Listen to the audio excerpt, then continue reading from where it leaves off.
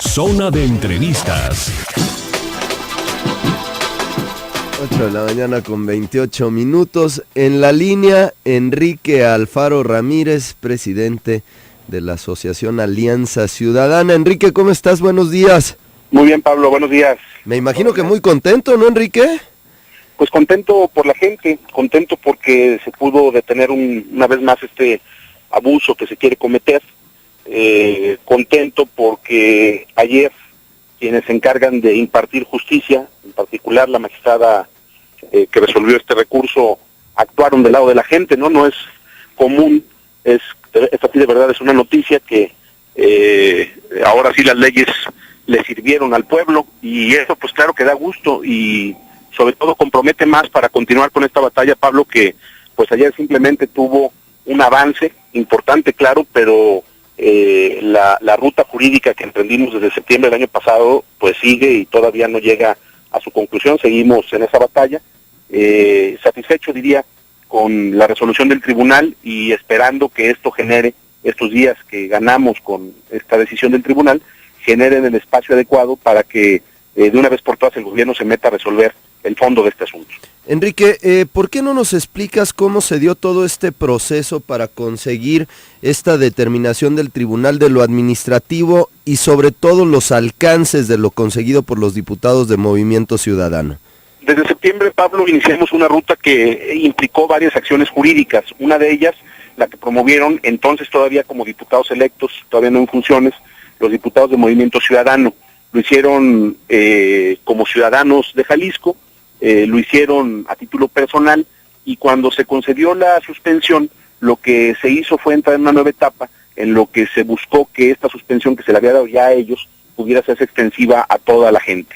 Eso fue lo que nos llevó precisamente a interponer un nuevo recurso, que es el que se resuelve el día de ayer, y explicarle a quienes nos escuchan que una suspensión lo único que hace es detener temporalmente la medida en cuestión, en este caso el aumento a la tarifa del transporte. El fondo del asunto, que es lo que nosotros estamos peleando, que tiene que ver con que esta autorización de incrementar la tarifa del transporte se hizo de manera irregular, se hizo de espaldas a la gente, se hizo sin considerar el impacto social que esta medida va a tener, se hizo, por supuesto, Pablo, sin exigir nada a cambio como contraprestación de los concesionarios del transporte público. Es decir, si te aumento la tarifa del transporte, pero no te obligo a que tú mejores en nada la calidad del servicio.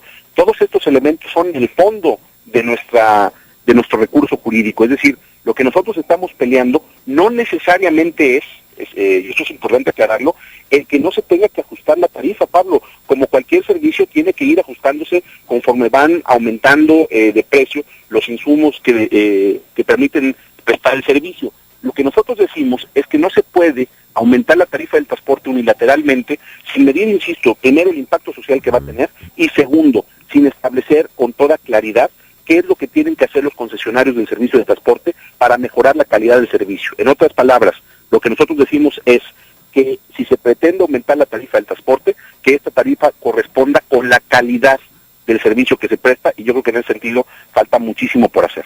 Enrique, ¿cuánto tiempo calculan ustedes que podría tener vigencia esta suspensión? Porque entiendo que lo que podría acontecer es que vaya al pleno del Tribunal Administrativo y ahí se pudiera desechar, y entonces otra vez al aumento a la tarifa del transporte público. ¿Qué vigencia le ven ustedes a este tema? A ver, son dos partes, en dos partes la respuesta. Una, la vigencia, para que te des una idea, los otros recursos que se interpusieron, las otras suspensiones, tardaron en resolverse más o menos 6 meses. Yo esperaría que no tardara menos tiempo. No vaya a ser que con velocidad de esas inusuales, como hemos visto otros asuntos, se quiera resolver y darle palo rápido. Nosotros esperamos que lleve el proceso de análisis que se necesita, y esto podría llevar 6 meses. Pero mientras esto sucede, Pablo, y esa es la segunda parte de la respuesta, nosotros seguimos en la otra parte de la ruta. Hay que recordar que inclusive hay interpuesto un juicio de amparo que ya fue atraído este asunto por la Suprema Corte de Justicia de la Nación. En ese tema, pues inclusive vamos a ir a la Corte a tratar de explicarle a quienes integran esta instancia qué es lo que nosotros estamos defendiendo, y tratar de que el asunto de fondo se resuelva por la vía jurídica. Aunque yo quiero aclarar una cosa, Pablo, esperaría, de veras lo digo de corazón como jalisciense, que este asunto dejara de discutirse en los tribunales, que este asunto lo asumiera con responsabilidad el gobernador, sin las alaracas que tiene 2 días diciendo de que él se opone al aumento del transporte, cuando todos los periodistas votaron a favor del incremento. Su gobierno, él era presidente de Guadalajara todavía con licencia, su gobierno fue a la comisión tarifaria, Francisco Ayón fue a la comisión tarifaria y votó a favor el incremento en la tarifa del transporte. El coordinador de los diputados del PRI era presidente de Tlaquepaque con licencia y su gobierno votó a favor. Incluso El coordinador de asesores, Héctor Bielma, era presidente de Zapopan y su gobierno votó a favor.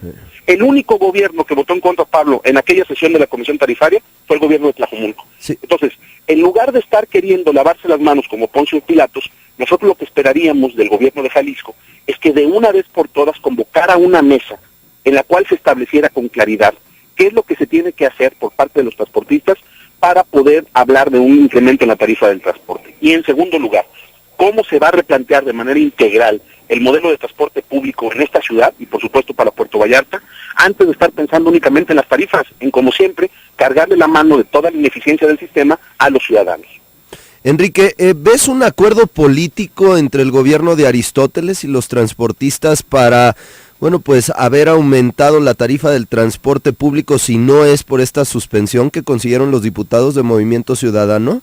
A ver, como yo creo que es importante que la gente vaya teniendo más claro qué es lo que pasa detrás de las cortinas de la escena política, yo creo que hay que decir las cosas con toda claridad. ¿Qué fue lo que pasó en este asunto, Pablo? Primero, que por supuesto que Aristóteles acordó, ya como gobernador electo después de la elección del 2012, por supuesto que acordó apoyarles con el incremento en la tarifa. Después, por supuesto que es cierto que acordó con Emilio el pedirle que él se aventara el costo político del incremento en la tarifa del transporte. Esa fue la petición. Segundo, ellos acordaron crear todo este modelo o armar todo este modelo, este tinglado de la comisión tarifaria para los dos quedar, según ellos, exculpados. Y tercero, fue tan verdaderamente mal armada la estrategia que se les hizo bolas todo. Y en ese sentido lo que pasó es que una pésima conducción política, para no variar, ya nos estamos acostumbrando, derivó en todo esto, porque entonces se salieron un montón de elementos de control. De entrada, la decisión que tomó la FEU, la cual yo celebro y reconozco que actuaron con seriedad y de acuerdo a lo que ellos han defendido siempre, la decisión que toma la FEU de entrarle al tema, que generó mucho ruido al interior del equipo del gobierno electo, por evidentemente tratar de entender cuál era la posición que estaba jugando Raúl Padilla en todo esto.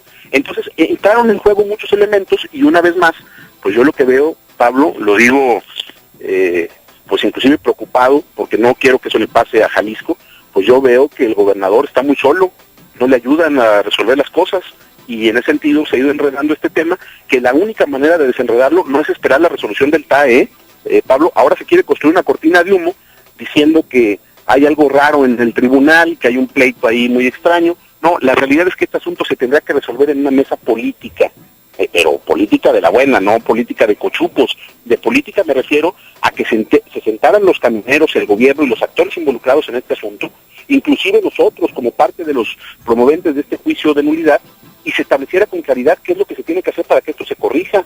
De la otra manera, pues a lo que nos atenemos es a que sea el sistema de impartición de justicia el que se encargue de resolver un asunto que tendrá que estar resolviendo el propio gobierno.